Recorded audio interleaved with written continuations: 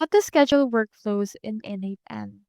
So in order to schedule your workflow, what you can do is you first need to actually head over to your actual workflow on your n8n. So I have this particular workflow. So here is my actual editor. Let's head over right here to the executions, and you can find right here any executions made right there. We also have evaluations and the likes.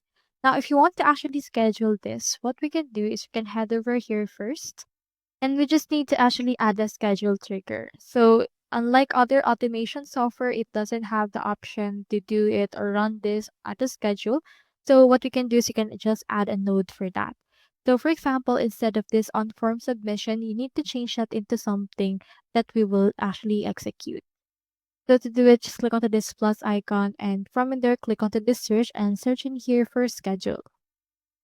You can see in here the schedule trigger. You can proceed to click on that or add it right here wherever you want it onto this page.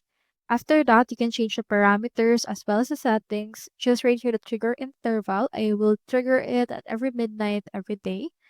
So after that, you can head over and close this particular part.